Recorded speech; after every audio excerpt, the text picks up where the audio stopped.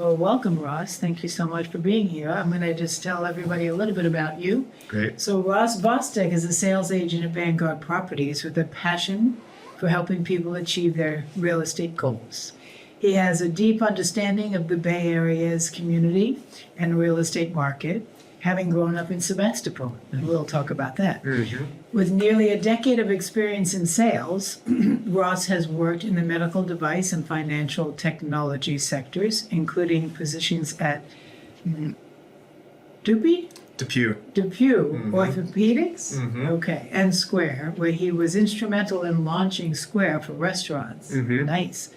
Ross was also a standout athlete in high school, you look like one, and played football at Cal Berkeley, where he earned a scholarship and received the Ken Cotton Award. He resides in Sebastopol with his wife, Stacia, and their son, Emma.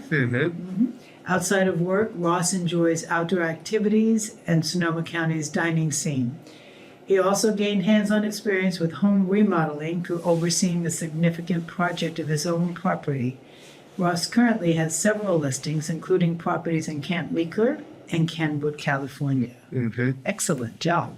Thank you. Well, welcome. Yeah, Thank you. Lots to ask you. I'm happy to be here. Yeah. I'm honored. Yeah, well, you've done a great job. Very impressive to be Rookie of the Year. It's not an easy achievement, so congratulations on that. Thank you. You want to tell us how you did it? Do you remember? I don't know if I remember. Yeah, the first year is it your first year? Yeah. Yeah. It'll be. Kind of a blur. I joined Vanguard at the end of 2023. And then I was working at Square at the time. So I was doing real estate and working at Square up until April of last year. So I'm actually coming up on my first full year of doing real estate full time. Wow, excellent. And yeah, it's been a whirlwind. It's a lot harder than what $1 Million Listing makes it look like. Oh, I'm so glad to hear you say that. But which honestly was part of the inspiration over the years. I always loved watching those shows. I love that. But yeah, there's so much to it that I didn't realize. But it's been fun. It's so interesting because when that first came out, those shows, having been in real estate more than 30 years, I was like, they make this look like you pick up the phone and you sell a $5 million property. And it was just astounding to me how TV, so I had to tell people that's reality TV. That is not reality. No. Yeah. So you've learned that. I've learned that. So what made you transition from, well, first of all, you were in sales. I was in sales, yeah. Which is great. And Square is amazing. So kudos for you for launching that to restaurants because that was a big achievement. It was, yeah. And so what made you transition from such a great company to real estate? Yeah, that's a good question. So I played football at Cal and I had an opportunity right after I graduated to join Depew because one of my teammates and best friend's father was the vice president of Depew at the time, and they were looking for a sales associate. And at that time, my single goal was to make a lot of money. Like, out of college, I'm like, I just want to make a lot of money. Not a bad goal. I'll do whatever it takes. I don't care what the job is. Yeah. And I'd always heard that medical device sales was a lucrative career. Plus, I had that personal connection. So I jumped right into that. That's also a crazy industry if you're not familiar with it. But, you're in the OR with surgeons consulting on how to use the instruments and implants to do a total knee or a total hip or a total shoulder replacement. So it was actually an awesome first job because the attention to detail you have to have is just on another level because you have a patient under anesthesia on the table. But there's also the sales aspect of it, which is you're selling your product to the surgeons so that they choose to work with you and your products. So that was my introduction to sales. And it was a great first job, but I was looking ahead at the future and I was working late nights, sometimes going into the hospital at 1 or 2 in the morning. Wow. And I just didn't feel like it aligned. I started to see that there's more than money that's important to a job. Right. And I didn't feel like the lifestyle was aligning with the lifestyle I wanted for my family in the future.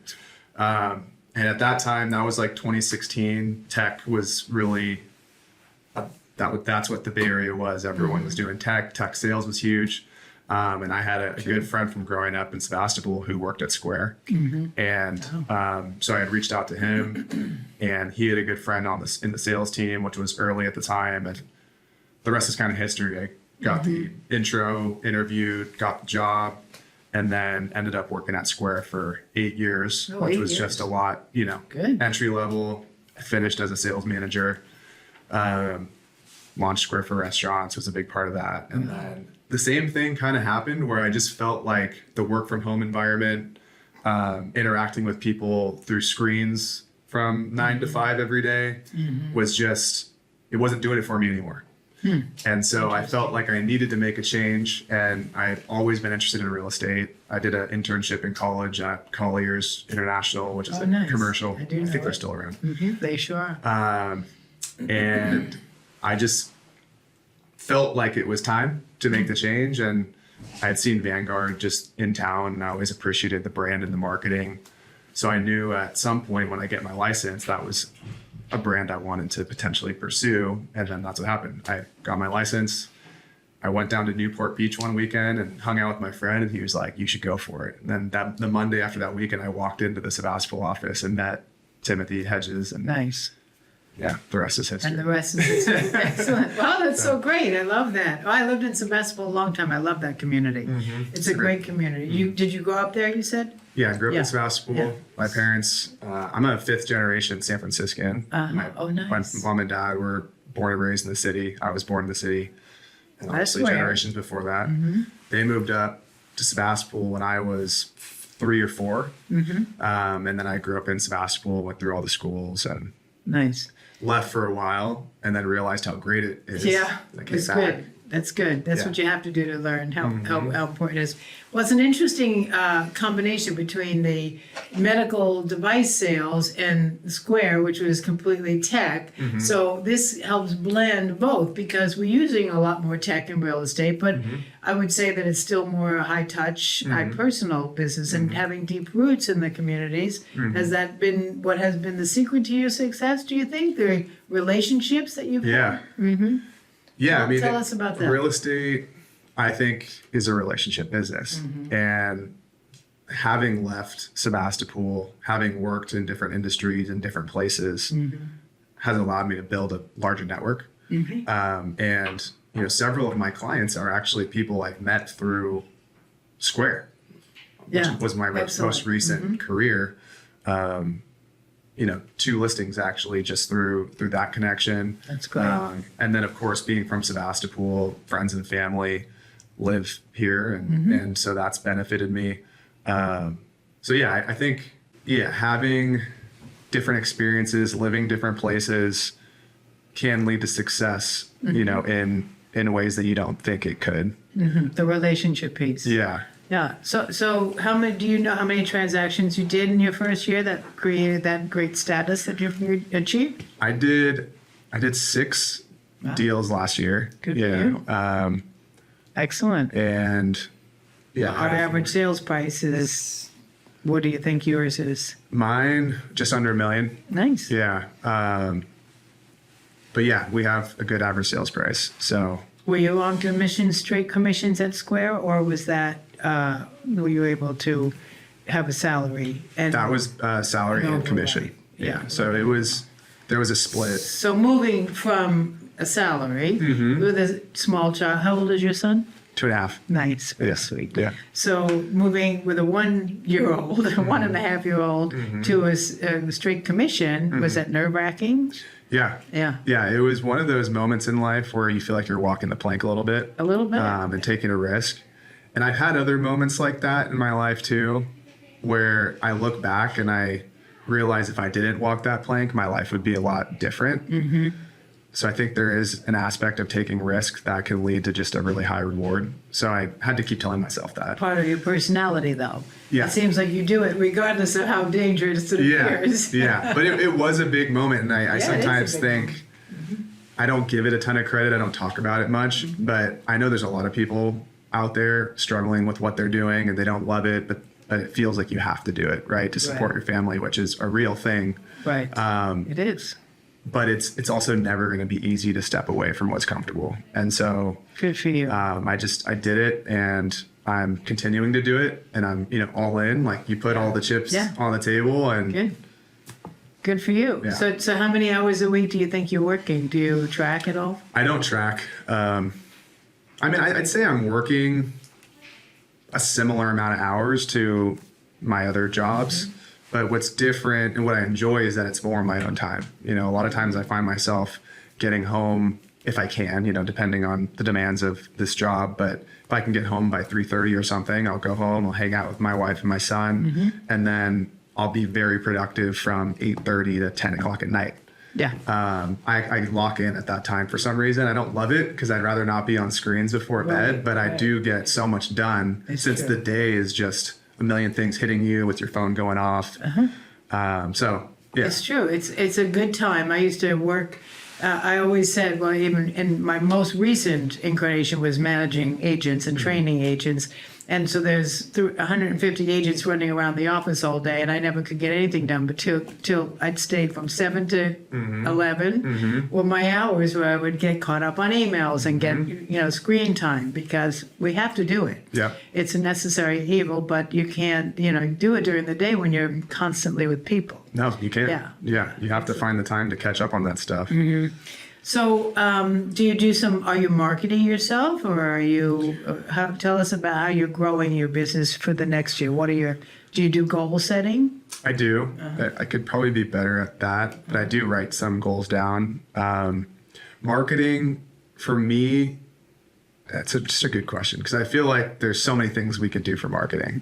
And I feel like everyone's talking about it, and people are trying to sell you things all the time. I feel like in the last few months, I get so many cold calls from people trying to sell me stuff. And sometimes it sounds interesting. It might be a local publication that wants you to buy an ad, but then you're trying to measure the ROI on that. And should I be putting that money somewhere else? So that's another big transition, is just managing your own business. It's your money. Right. You have to choose where you put it. That's right. But I've been focusing on lower cost things at this point, just as I build the business. So Instagram is something that there's also a lot of strategies for, but I've kind of just found something that I like and that works for me.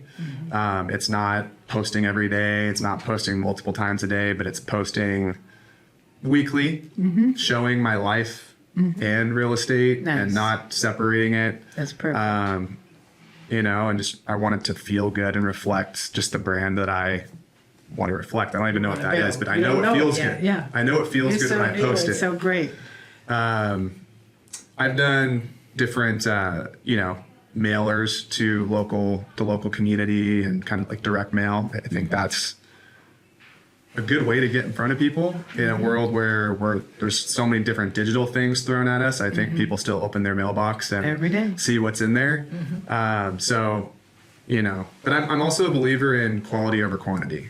And I've been that way at Square. It's a little different in medical sales, but I always felt like add the personal touch to whatever it is you're doing from a marketing standpoint, and you're just going to have higher results. You're not going to get in front of as many people, but the people you do get in front of, you have a better chance of making a connection and just having a better conversation. That's great. I love it. It's true. I think quality over quantity any day. I'll take it any day of the week. And, our clientele appreciate that as well. So let's talk a little bit about training. How did you, was it just organic, your first sale, or did you take any classes? How did you do that? Training has been on the job, like we were just talking about before we started, learning new That's new why things. I asked, because I think it's a great question. Yeah. And a great answer that you gave earlier. Yeah. It's funny. My first deal was a referral, and it was, a lot of it's familiar to me in sales, right? I know how to talk with clients. I think communication is key in any sales job. So that translates well. The paperwork and the timelines, everything within the contracts of real estate, that was all new to me. So that was something I learned on the fly, but I feel fortunate that I've had such great support at Vanguard with my manager, the support staff just within our company. credit a lot to what I've been able to do to the support we have. The here. leadership, that's Yeah, great. I mean, because I couldn't have done it without. If I didn't have anyone to call, I don't think I would have been closing any deals. Yeah, I don't know how some of these companies where they're really sort of, I don't know, discount brokers, if you will, for lack of a better term, but they don't have a lot of management and people in the office that are support staff to help. And I hear it all the time out there in the field. If they're like, there's no one around to help me, you know, I don't know how the new agents, it can be dangerous, I think. It's never been my model. I don't subscribe to it. I don't think that it's a great way to go. I think it's better to have people that can walk with you side by side through your first transactions, at least for the first 3. Yeah, Because there's a lot to learn, and there's no 2 transactions alike. definitely not. Yeah. I will say after I did that first transaction, just the first one, I was like, I could write an offer again now. Like you learn so much by just doing it once, true. you know, It's and true. then you do it another time and you're like, oh, well, now this term's different. So you're learning something a little bit different. But I did build a lot of confidence in just writing one offer. Have you had a listing yet? Or have Yeah. you just been working with buyers? Yeah, I sold 2 houses last year and then the others were buyers. And then heading into this year, this spring, I have 5 listings signed that I'm Wow. waiting for. Look at you. Yeah. That is really amazing for a brand new agent. That Thanks. really is commendable. Congratulations. Yeah. Well, obviously people like you. You're doing something right. And how did you get all those listings? Do you think they're all referrals, or did you The farm listings- anybody, or did It's you kinda do goes open back to what- houses? Oh, yes. So, Nice. yes, last year, open houses. How many deals did I get from open houses last year? I got a listing out of an open house. Nice. I got my biggest sale was from an open house, reconnection to someone local. They walked into the open house, and Yeah. you recognized them from a past. Nice. Yes. And then this year, it's been a combination of my previous jobs and connections I've made with those people. So do you And- market them regularly? Do you farm them, or is it all social media? So I post regularly on Instagram, Facebook, and LinkedIn. And LinkedIn, you know, it's a place where people with careers who have a profession show up every day, especially in tech. So I've made it an emphasis to post on LinkedIn too. And let's see, one of the listings for this year was a response to an Instagram post, a DM on Instagram, like, hey, I'm interested in selling my house. I want to talk to you. And that's how the first contact was made. Amazing. So yeah, I think sometimes it is more simple than we make it out to be. I'm not posting anything crazy, but I am making it clear that I'm in real estate. And I think just the consistency of that, That's people end up interacting with my posts, and it's led to some success. Yeah, and you're in an age bracket too where a lot of people are buying and selling, which is really nice. And so if they know you and they already like you, the chances are if they see you doing success, are you posting your successes or just new listings or just normal everyday real estate information? I'll post when I close a deal. Yeah, I'll just do like a closed post with like a little short story about it. I'll post new listings on there. I'll do little videos sometimes that I create myself. Oh, good. And I edit them up on a little app on my phone. I post my family, things I do with my family. It's not too personal, but at the beach, just the lifestyle living in this amazing place that we live. It is amazing, and I think it's great that we mix it up. I mean, when social media first started, everyone's like, you have to have a separate page for your business and a separate page for your personal, and I never believed that because our lives are not that segregated, especially in real estate anyway, because we're dealing with everyone's personal lives. So it's nicer to be able to share some of our own life with them. Yeah. I don't think, this is just my theory, to each their own. I don't think people really like to follow Business page. strictly real estate agent profiles. Yeah. It's boring. and who only post, kind of flat photos of their listings. I think having more engagement with your life and how that ties into real estate, I think is kind of a cool story because I had listened to a podcast going into real estate, Ryan Sarant, big Oh yeah, he's New a York big guy. And someone asked him a question about like, how do you separate work and life? And he was like, I don't. Like my life, it all works together. And then that kind of eliminates this feeling of the stress of I need to separate it. And if you just embrace the fact that your life, you know, the sporting events you go to with your kids or the coffee shop you like to go to every day, it complements business. It's true. So don't separate it. I agree, 100%. Absolutely. Yeah, he's a big producer, I understand. I don't follow a lot of He was this $1 million stuff. listing guy. Oh, was he? Yeah. I was wondering, because, you know, I never watched it. Yeah. We had an agent years ago who's really very well known, and he worked at Vanguard Properties, and I'll throw his name out because you probably know who he is, Ro Habibi.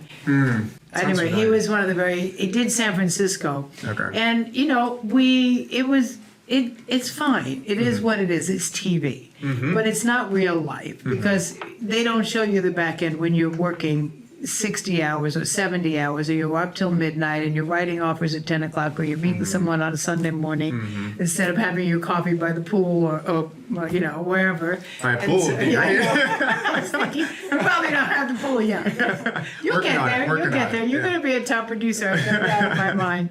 Well, you know, when I've hired so many agents, hundreds of agents over the years, and I always like to ask the first question is, did you ever sell anything? You know, because they want to get into real estate and they don't know how to sell, or they never did sell, never wanted to maybe be a salesperson, but it's a salesperson's job. Yeah, that's what we do. What did you do when you were a child? Did you sell anything? Did you have a lemonade stand? That's my favorite. Yeah, that's a good question. Did I? I think I did do a lemonade stand or two. I was an athlete though my whole life. I mean, as long as I can remember, sports was my thing. That's nice. what kept me on track, kept me out of trouble. So I think the discipline from sports and the goal setting of just whatever it is, working out, getting stronger, being second string, becoming first string. It's like, it's this drive, this chip on your shoulder that like doesn't ever go away. And it still sticks with me today. It's a blessing and a curse. It's like I'm my own worst enemy because I'm just competing against myself, Right. which I think leads to success, but sometimes also leads to like not relaxing. We're constantly beating ourselves up. We're not good enough. We're overachieving. We see this over and over with top producers. And so that made me think also of teams, because really being on a team is critical for our career. I think being a team player, right? So we don't do any of this on our own. It may look like it on $1 Million Listing, as we've mentioned already, but it's not. You have a team of people behind you. I'm sure you've already assembled them. You have a mortgage person, perhaps. Tell me who works on your team. Yeah, I have someone from growing up who's had success in the mortgage industry. So I work with him, and I've met a lot of other great people after getting into the business. I have my preferred photo people, video people, Nice. Title. Who else? Exactly. I mean, you know, there's all And then you these have your pieces of puzzle. management and you have your staff. And so everybody landscapers and painters and handymen, roofers. painters, And you know. we end up with a vendor list the length of our arm. Which is valuable. Very valuable. I wish I had this list when I remodeled my house, because I probably wouldn't have paid as much money to do it. But Well, you learn. And are you interested in doing more of that? what part? Buying and selling for yourself? Yeah. I think that is fun. part of the great thing about real estate is you learn the nuts and bolts, and it's like, just like investing in the stock market. When you work in tech, everyone's getting equity in companies. I think one of the insider scoops we have, we don't have maybe not the insider scoop on a new tech company, but we do see inventory first, so we can spot a deal. And so at some point, I would Especially like to when do you're that. familiar with everything that's out there. You Yeah. can see when that's a real good buy. So tell me what a typical day looks like. Do you get up and come to the office, or do you work from home? What's your day like? Typical day, let's call it ideal day, because the days Ideal's change, good. but ideal day is getting up around 6 to 6:30. I'd love to get up at 5, but it just doesn't work for me. It's okay. With a 2.5-year-old, and sometimes going to bed late because I'm productive into the evening. Working out is kind of a non-negotiable for me. Good. From a mental standpoint, Yeah. I've just noticed getting older, I notice a clear difference between the days I work out and the days I don't, just in terms of how I show up and perform. So my workout routine these days, a lot of times is I jump on the Peloton, 20 to 30 minutes. I'll do weights on the Peloton. It's efficient. I sweat, Nice. I shower, and I'm ready to go. But I also have a gym membership. And then usually I'm in the office, have breakfast with my family and hang out at home. Good. And then I'd say I'm in the office between 9 and 10. We have our 10 o'clock meetings a couple times a week. And then the rest of the day is kind of up for what the business brings, It could be a listing appointment, it could be prepping a property for sale, it could be touring properties, it could be doing marketing stuff. It could be tagging along with another top producer to kind of see how they do things. But the days fill up somehow. Yeah, I mean, every day full. fills up. Plenty to do and learn. Yeah. And I'm usually home by 4, I'd say. Hang out with the family, and then if I have some stuff to do, I'll do it later in the evening. Yeah. Are you scouring the MLS constantly, looking for new properties and? That's on. I'd say when I get in the morning, like going onto the MLS, I have some reports saved, just seeing what's new, what's sold, trying to keep a pulse on what's going on. I definitely look at West County most closely compared to other markets, unless I have a buyer or seller in another market. But yeah, that's Do you know about pipelines? Do you have pipelines going? in MLS. No, just in general, like for your own. Oh, like How do you organize my your- pipeline? Yeah, your pipeline. Yeah, I mean, coming from tech, we use Salesforce, so you Good, you have yeah, your of course. pipeline, and it's a little different in real estate because I'm not paying for a CRM right now. Right. I don't even want to talk about CRMs, and I'm like indifferent on it. But I keep an inventory of everyone I'm working with through a spreadsheet. Yeah, that's all you need, really. I've yeah. always said Excel is your friend. Yeah. Simple. I mean, if I Everybody get to a uses point it. where I can't manage how many clients I have Yeah, through a that's a spreadsheet, then good that's a good problem. Well, what are your goals for the future? I mean, I want to continue to be a top producer. I mean, that's just personal, the personal side of it. I think next year I have an ambitious goal of getting to 20 million in sales. Good for you. We'll see if that happens, but Yeah. might as well be With ambitious. 5 listings, you're right on track. I'd say that's very Close good. to halfway there. Yeah. We'll see what happens the rest of the year. Yeah, I mean, that's kind of the big thing, and then there's all the other things that have to happen in order for that big goal to happen. But no, really, I think also not focusing too much on myself with those goals and just focusing on the process, helping people, detaching my finances. Like it gets hairy when you start to think about your own commission too much, and that's like, that can't be the driver for why you do things. Right. And I've realized that really my motivation, it's a failure to me, honestly, if my client's not happy. It doesn't matter if I got paid. Like if they're not happy, it doesn't make me feel good. And unfortunately, people will be people, and sometimes you can't live up to the expectations of every person. I've also had to accept that, where you give it everything you have, And they and it's still like not quite good enough. Yeah. And just kind of letting that be, and moving on and Yeah. just keep doing your work. But yeah, it is a big part of how I judge my own success is just how happy my clients are. And that when my clients are happy, I feel like I've done a good job. That's good. Well, that's the best reward, really. I mean, and you're right. You can't please everyone. And we all know this in life, and it's hard to take it personally because you want to, especially when you're a people pleaser. And in our industry, we want people to be happy. Absolutely, I mean, but some people just can't get besides that. That's not a fault. You Yeah. just have to learn that. Mm-hmm. So, are you thinking of any coaching in the new year? Or did you have that in your business plan at all to take get any coaching? classes, or do you do any mentor? Did you have a mentor? I'd say my closest thing to a mentor would be my manager. And coaching, I haven't paid for coaching. I've gone to some seminars, like in person. I went to a Tom Ferry seminar. I'd say I'm interested in coaching, but it's another one of those things of, is there other options for me to learn that cost less? Like that's kind of where I'm at right now, is like ROI. Yeah. Because coaching, it's not cheap. It's Right. No. thousands of dollars True.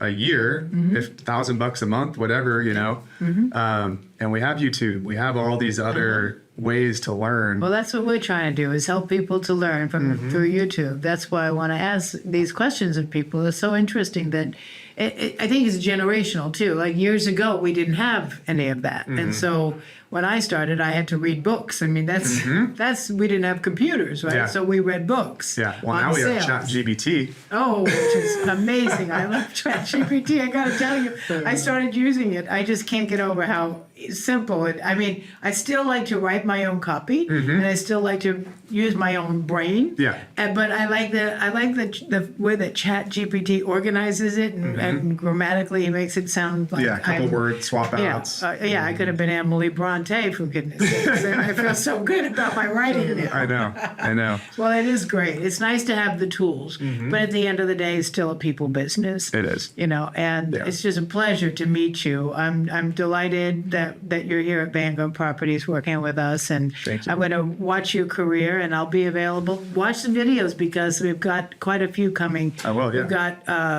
top producers and core people and brand new people. So I think it's really fun for everyone to learn from their peers. Because if I just sit here and tell you what to do, it's not quite as interesting. Yeah. And on their own time. Yeah. You can look at it at That's 9 right. o'clock at night. Yeah, or midnight. It's Yeah. fine with me. I don't mind. All right. Well, a pleasure. Thanks, Thank Paula. you so much. Yeah, thank you. Congratulations. Thank you. And good luck. Yes. All right.